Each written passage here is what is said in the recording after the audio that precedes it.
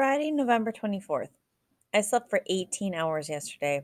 No one woke me up to go to the game. That was good. No one woke me up for Thanksgiving dinner either. That was weird. It was 4:30 on my alarm clock when I finally opened my eyes. I lay there in the dark for another hour, then got dressed and went down to the kitchen. I was starving.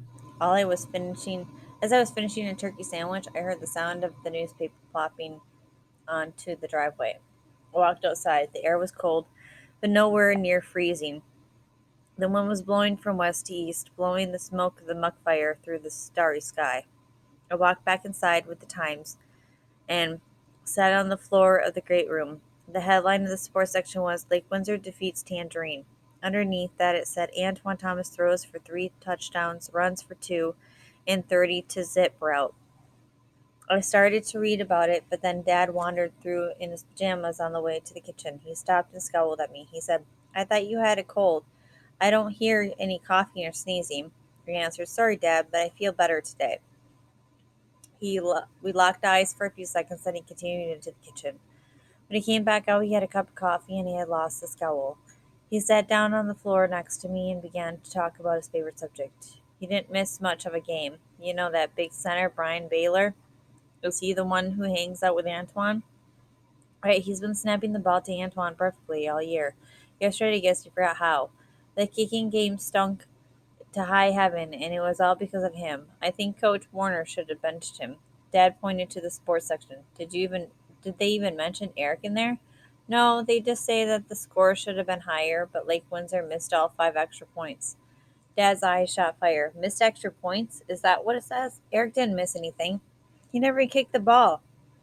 The ball never got anywhere near him. Brian Baylor made 5 bad snaps in a row. I couldn't resist. I said, "Well, at least we won. That's the important thing." Dad didn't even hear me. He was shaking his head back and forth. It would have been nice to finish the season on a high note with a big game, but this Baylor kid ruined it. He took a sip of coffee. I don't know. Maybe he just wasn't used to snapping the ball to Arthur. Arthur? You mean the coach actually put Arthur Bayer in the game? Oh, yeah, he put all the seniors in. It was their last game and it was a blowout. Of course, he was going to play them all. He pointed at the paper. Is Antoine the big story? Yeah, he's pretty much the whole story. Dad brooded about that. He finally said it's like Brian Baylor did it deliberately, like he wanted to make Eric and Arthur look like fools. All 5 snaps were wild. They were high or wide, or they bounced before they got there. He made Arthur jump for them, or dive for them, or chase them down. The last one went so high that Eric had to run it down himself and fall on it. If those tangerine linemen had been faster, Eric could have gotten hurt. I thought, just wait until Monday, Dad. Eric is going to get hurt. Arthur Bayer, too. We heard Mom in the kitchen rattling some pans, so Dad got up and joined her. I turned to page 2 and saw a large composite photo with this caption above it: All County Middle School Soccer Team. I studied the names and faces. I knew them all. 4 were from teams that I played against, and the other 7 were from teams that I played on. The faces of players actually Their school photos were arranged in 3 rows, the way that a team would pose. Under each photo were the player's name, school, and position. One face, however, was missing. Across the top row, the strikers included Maya Petty, Gino DeLuca, and Tommy Acaso. The middle row of halfbacks included Victor Guzman and Tino Cruz. Across the bottom row, one of the fullbacks was Dolly Elisa, and the goaltender was Sandra Thomas. It was Sandra's face that was missing. There was an empty frame where her photo should have been. I stared at them for a long, long time. Did I want my own face to be up there? Yes, I did. Did I want to change what had happened to me this season? No, not a minute of it. Not ever. Chandra had earned her place on this team. I wondered if she felt proud to see her name, if not her photo in the Times. I walked out to the kitchen, found the scissors, and started to cut it out. Mom and Dad looked up. Dad said, "What's that?" "The All County Middle School soccer team." "Yeah? Are you on it?" That question really hit me the wrong way. I couldn't believe he had asked me that, and yet it was so typical. I answered, "Sure I am, Dad. They picked me as the all-county bench warmer." He looked annoyed. He sounded annoyed, too. "Come on, Paul. Did you make the team or not?" We locked eyes again. "How many games did I play in, Dad?" He pulled back. "I don't know." What position did I play when I did get into a game? How am I supposed to know that? Okay, here's one. How many field goals did Eric kick this year? He stared at me, and he blinked rapidly. All right, your point is taken. What's that supposed to mean? It means I understand what you're saying. You're saying that I know everything about Eric's season and nothing about yours. You're right, and I'm sorry. Mom looked up at him with interest. All I can say in my own defense is that this was the critical season for Eric. College recruiters are watching him. A lot is riding on the season. His entire future in football is riding on it. Mom asked quietly, what if Eric has no future in football? Dad stared at her blankly, so she repeated, what if Erica has no future as the place kicker for some big time college football team? Dad let out a short, uncomfortable laugh. What are you talking about? He looked at Mom, then me, as if we had lost our minds, or worse, as if we had forgotten the Eric Fisher football dream. He said, as if to two morons, Eric can kick a 50-yard field goal. Mom continued, I know he can. What if that's not enough? Dad answered calmly, well, that's not enough. You have to have good grades. You have to show good character. Mom looked down at her coffee. Was she thinking what I was thinking? Did she know that Eric has no good character? Or was she still as clueless as Dad? Did she still believe blindly on the dream? No one else spoke, so I went back to cutting up the newspaper. In the column next to the photo, there was a notice, bordered in black, that caught my eye. The annual Senior Arts Night at Lake Windsor High School will be held on Friday evening at 7:30 p.m. in the school's gymnasium.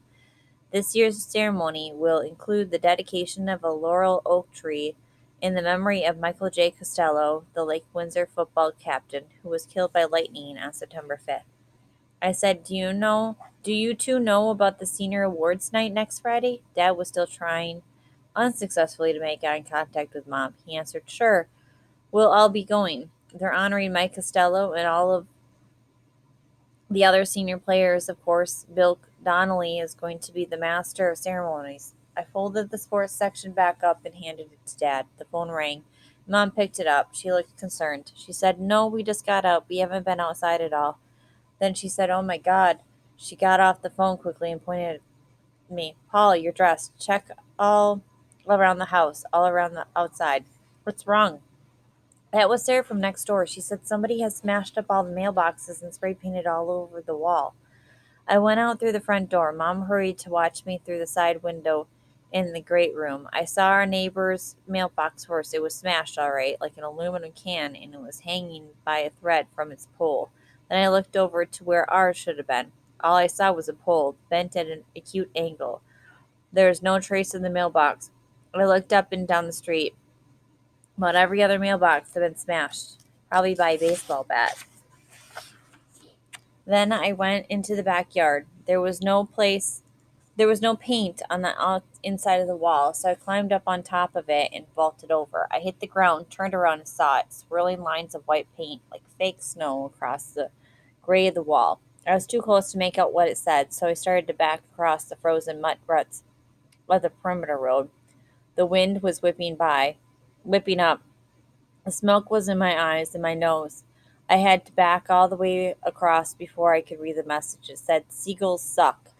I'm not sure what happened next. I stood there staring at the sight, breathing in the stench of the muck fire, and I started to get the feeling. I started to remember something, someplace. Where was it? The wind raised up brown clouds of dirt from the perimeter road and mixed them with the black clouds of the muck fire. The sun started to darken, like the moon was passing in front of it. I started falling backward, as straight and as stiff as a tree. That's how Dad found me, stiff and unconscious.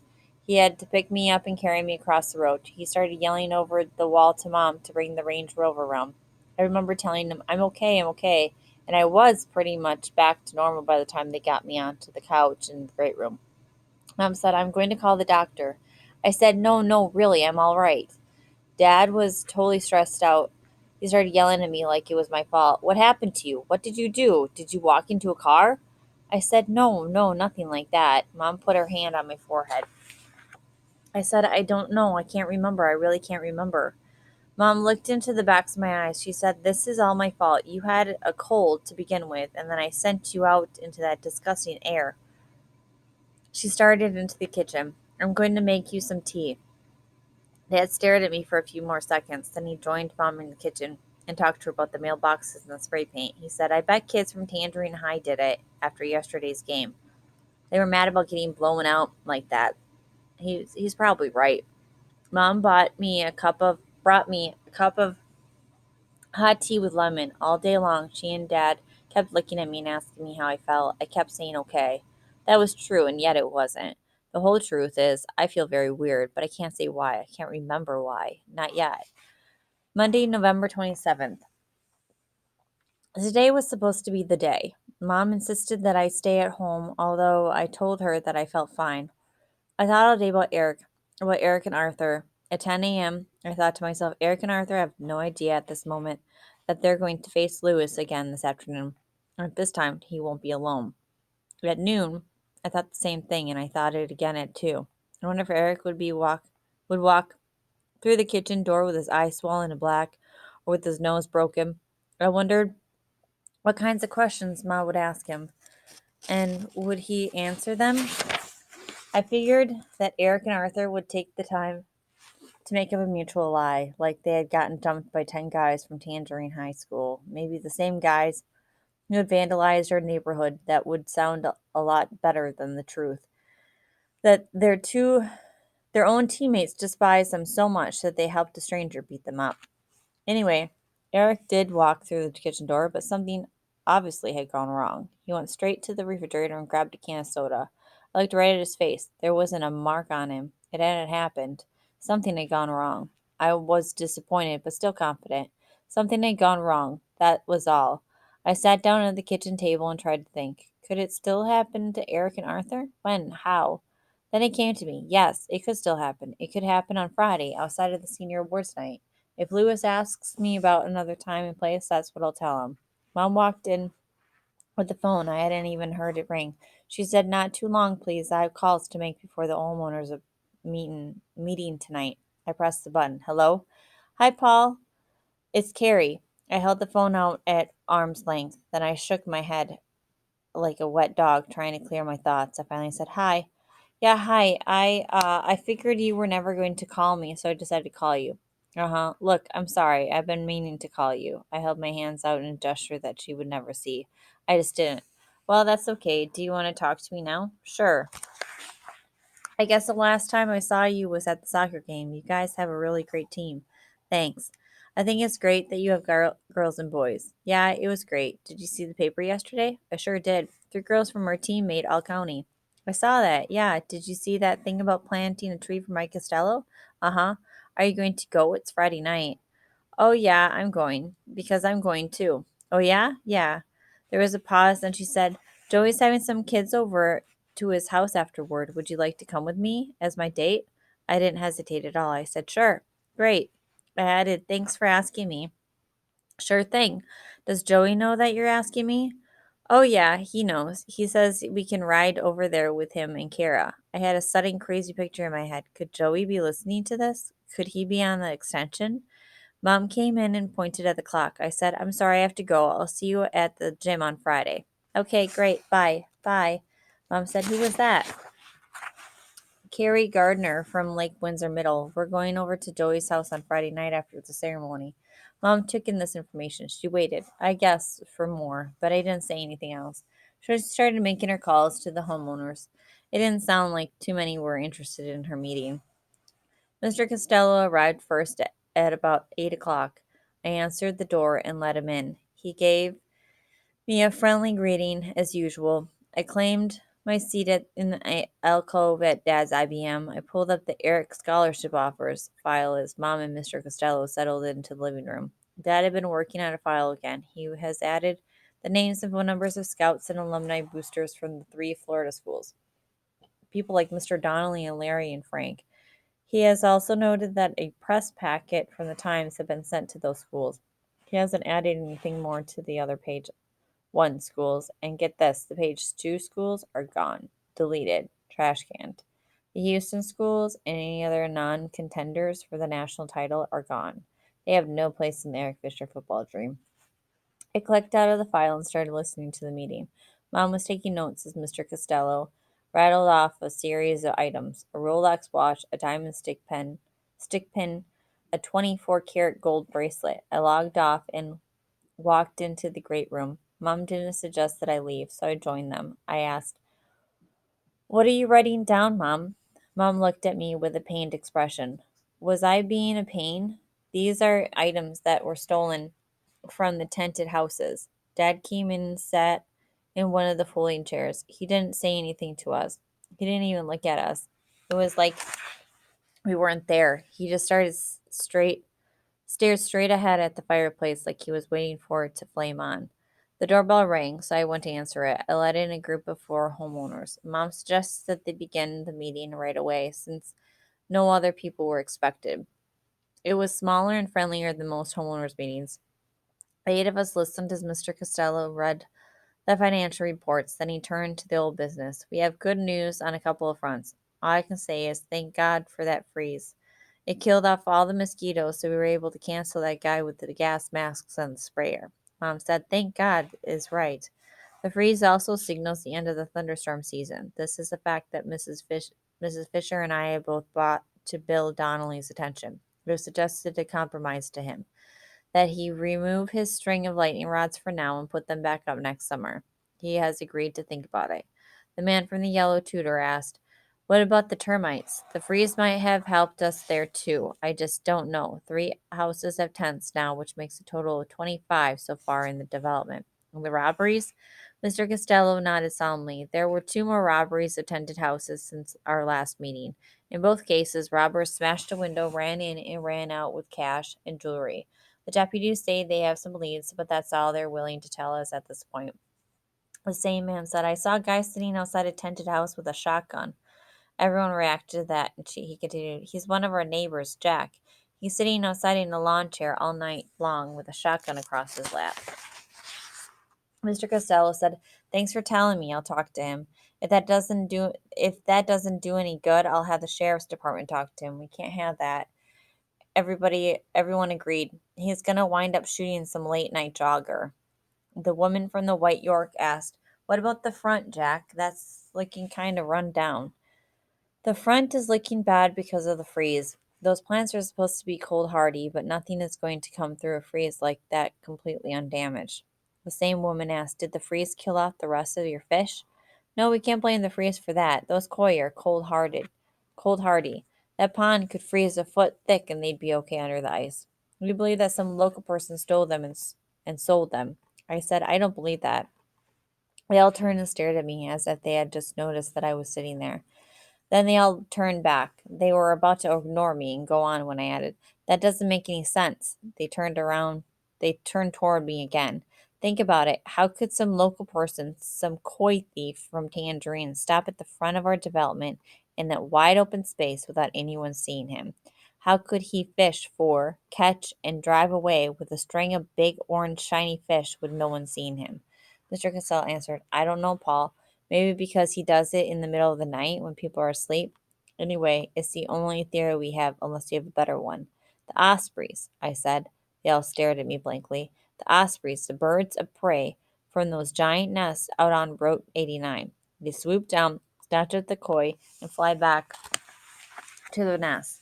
No one sees them, no one thinks about them, no one suspects them." Mr. Costello seemed annoyed. They all did. He said, "You've seen this happen? I've seen them flying west with the fish in their talons." "How do you know they were our fish?" "They were big and orange and shiny." They all looked at each other. No one spoke. Finally, Mom said to me, "Paul, if you knew about this, why didn't you ever tell anyone?" "No one ever asked me." She looked at me with a pained expression again. "Is there anything else that we should ask you about?" "What do you mean? Do you know anything about the robberies?" "No." "Are you sure?" "Yes." Mom nodded. She believed me. The rest of them now seemed to be waiting for me to leave, so I got up. She winked at me and said, "Thanks, good night."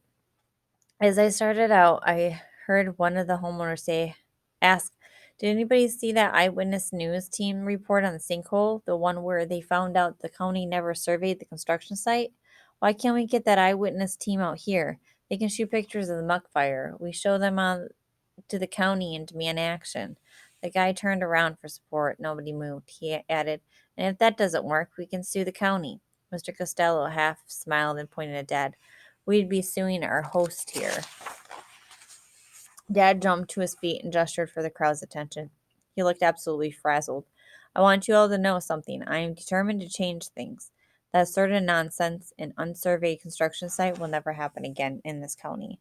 I can't change the past, but I'm putting some big changes in place for now and for the future.